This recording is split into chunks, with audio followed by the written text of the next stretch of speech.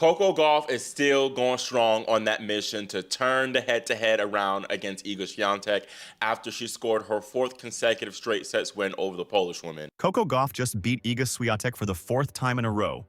Not 4 matches total. 4 consecutive straight-set victories. The world number 2 can't figure her out anymore. The rivalry that once belonged to Swiatek now completely belongs to Gauff. 8 straight sets. Nobody saw this coming. The WTA has a new problem, and her name is Coco Gauff. When did you realize this rivalry had completely flipped? Was it Madrid or right now? Comment below. Coco Gauff is the first woman to win 8 straight sets against Iga Świątek. She defeated the Polish woman 6-4, 6-2 in the United Cup semifinal tie. This was a must-win match for Gauff after Hubert Hurkacz took down Taylor Fritz in 2 sets. Coco Gauff is officially in Iga Świątek's head, and there's no other way to spin it. The United Cup semifinal was supposed to be Swiatek's chance to stop the bleeding, to end this embarrassing losing streak against an opponent she once dominated. Instead, Gauff steamrolled her 6-4, 6-2 in what might be a top 5 performance of her entire career. Let's put this in perspective. Swiatek won 11 of the first 12 matches against Gauff. 11 out of 12. That's dominance. That's ownership. That's, "This matchup belongs to me and there's nothing you can do about it" territory. But something changed after Madrid, and that something turned into everything. Now Swiatek has lost 4 straight matches to Gauff, all in straight sets. That's 8 consecutive sets lost. 8. Iga Świątek, a multiple Grand Slam champion and former world number 1, can't win a single set against Coco Gauff anymore. I underestimated just how much this rivalry has changed in Coco's favor. It's 100% officially changed in her favor, in my opinion. It really changed after Madrid, if we're being totally honest, but this 1,000% confirmed it. The match started with Swiatek doing exactly what she needed to do. She came out aggressive, got 4 breakpoints in the opening game, and had a love 40 lead with another breakpoint after that. This was her moment to set the tone, to plant doubt in Gauff's mind, to remind her who used to own this matchup. Gauff saved all 4 breakpoints and held serve. That hold might have been the single most important game of the entire match because it completely flipped the script. Instead of Swiatek starting with confidence and momentum, she was the one left wondering what just happened. And Gauff? She took that defensive stand and turned it into offensive firepower. She immediately went on the attack, broke Swiatek twice, and took a 4-1 lead in the first set. Swiatek managed to claw back and level the set at 4-4, showing glimpses of the player who used to dominate this matchup. During those 3 games where she won in a row, Swiatek did things she should have been doing the entire match. She returned hard up the middle, preventing Gauff from using angles. She changed direction with her backhand up the line. She engaged in backhand-to-backhand rallies, using her ability to open up the court. But here's the problem. Swiatek couldn't sustain it. She went back to her losing strategy of going forehand-to-forehand with Gauff, and that's a battle she simply cannot win anymore. Gauff's forehand has improved so much that it's now more consistent and reliable than Swiatek's. That's not a hot take. That's just reality. Swiatek's forehand sprays errors all over the court these days, while Gauff's forehand is a weapon she can trust in the biggest moments. The second set was an absolute clinic. Gauff raced to a 5-0 lead, playing some of the best tennis of her life. The ball striking was impeccable. She was hitting aggressive forehands with pace and heaviness, accelerating through the shot beautifully. She finished the match with 8 forehand winners and 0 backhand winners, which tells you everything about how she approached this matchup. She went right at Swiatek's forehand, attacked it relentlessly, and forced errors. One moment in the second set perfectly encapsulated Swiatek's current mental state against Gauff. At love 30 in the second game, Gauff hit a defensive chip forehand. Instead of taking it out of the air aggressively, Swiatek let it bounce and missed the forehand. That moment of indecision, that lack of confidence, showed that Swiatek has lost her aura against Gauff. She used to be the one dictating, the one imposing her will.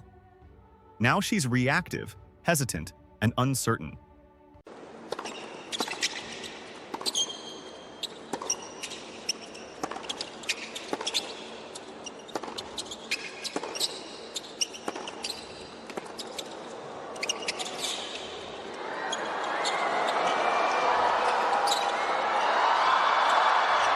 She got it!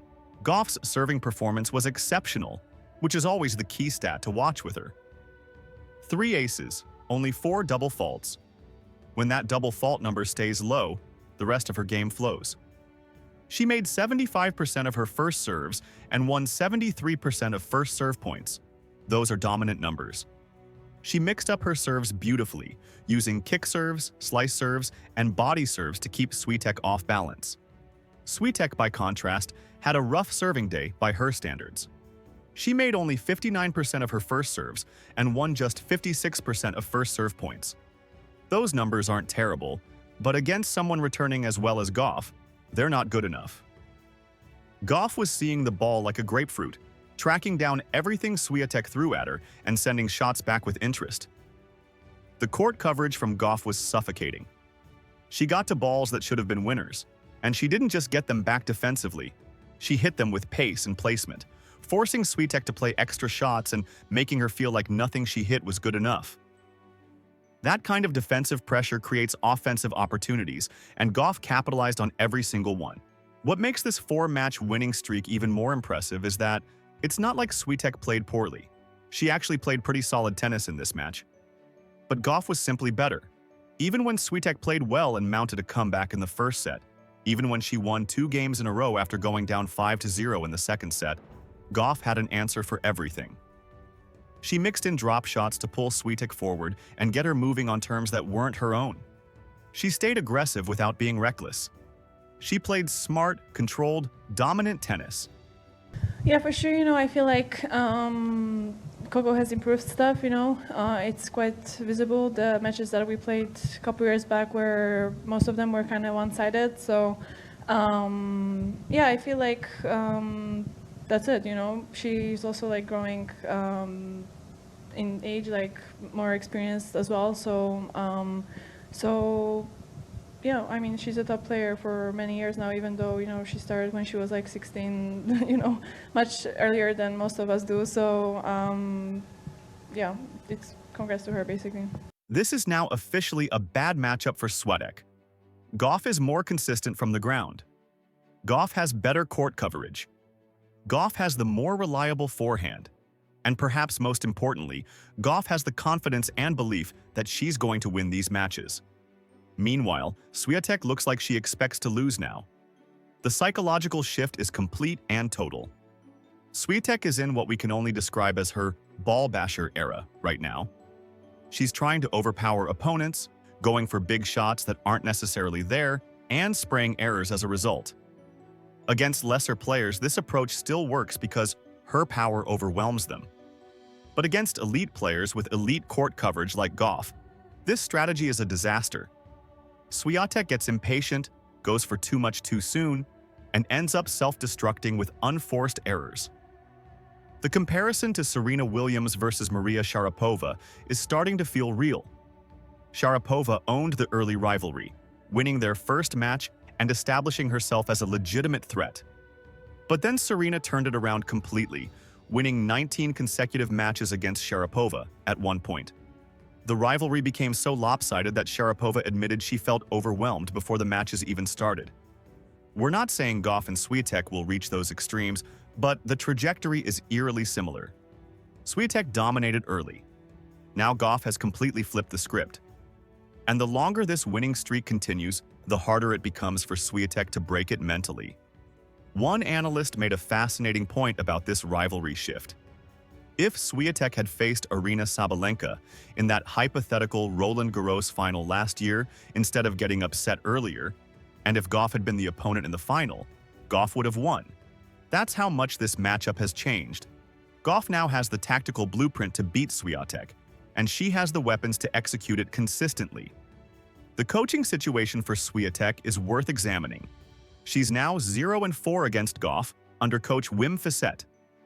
Under her previous coach Tomasz Wiktorowski, she was 11-1 against Gauff. That's a staggering difference. Wiktorowski also coached Naomi Osaka to a convincing 3-2 victory over Gauff at the US Open. Say what you want about tactics and game plans, but Wiktorowski clearly knew how to prepare his players to beat Gauff. Fissette is an accomplished coach with a strong track record, but the results against Gauff speak for themselves. Something isn't clicking.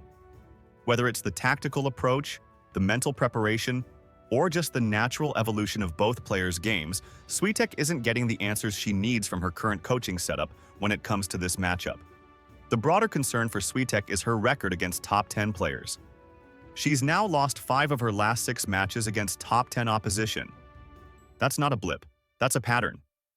She still dominates lower-ranked players, cleaning house against anyone outside the elite tier. But against the best players in the world, she looks average. And for someone with her talent and resume, average isn't acceptable. The inconsistency is the biggest issue. Swiatek will play brilliant points that remind you why she's an all-time great talent, but then she'll shank a forehand on the next point for no reason. She struggles to string together 3 solid points in a row against elite competition. If you're her opponent, you just need to weather the occasional storm because you know the errors are coming. That wasn't the case a year ago when Swiatek was at her peak. There's a legitimate question about whether this is a temporary dip or whether the tour has figured her out. Maybe it's both. The margins at the top of women's tennis are razor thin. When Swiatek was at her absolute best, she could overpower opponents with her consistency and firepower. But now that other players have figured out her patterns and improved their own games, Swiatek's weaknesses are more exposed. The bright side for Swiatek is that her United Cup tournament isn't over. Poland won the semifinal tie 2-1, despite her loss to Gauff.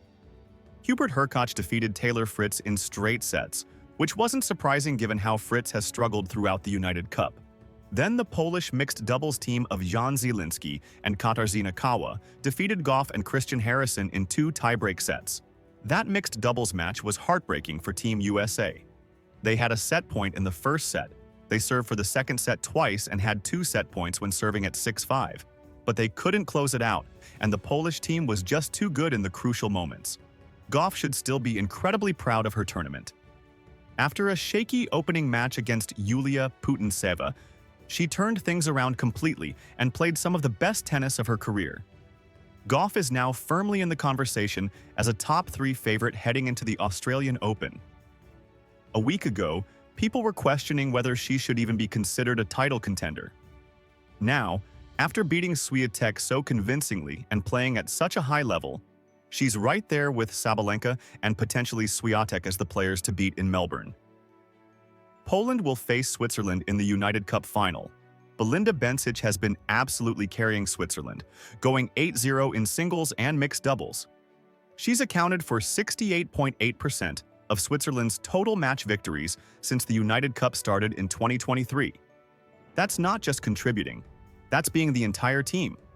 She beat Elise Mertens in a thriller, 6-3, 4-6, 7-6-6 in what's an early candidate for Match of the Year. The prediction for the Poland-Switzerland final is Poland in a sweep. Swiatek leads Bencic 5-1 in their head-to-head, and Hurkacz should be a considerable favorite over Stan Wawrinka.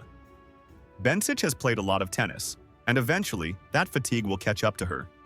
Poland simply has more firepower across the board. But let's get back to the real story here. Coco Gauff has completely turned around this rivalry with Iga Świątek. She's won 4 straight matches, all in straight sets, and she's done it by improving every aspect of her game that Swiatek used to exploit. The forehand is no longer a liability. The serve is more reliable. The confidence is through the roof. And most importantly, Gauff now expects to win these matches. Swiatek, meanwhile, has lost her mojo against Gauff. The aura is gone. The intimidation factor is gone. The tactical advantage is gone. And until she makes significant changes, whether that's coaching, strategy, or mental approach, this trend is only going to continue. The WTA landscape is shifting. Gauff is ascending. Swiatek is searching for answers, and the Australian Open is going to be absolutely fascinating to watch. 4 straight wins, 8 straight sets. Coco Gauff owns Iga Świątek now, and the WTA will never be the same. If you think Gauff's winning the Australian Open, smash that like button. If you believe Swiatek can turn it around in Melbourne, hit subscribe and let's see if she proves us wrong. Either way, this rivalry just became must-watch television.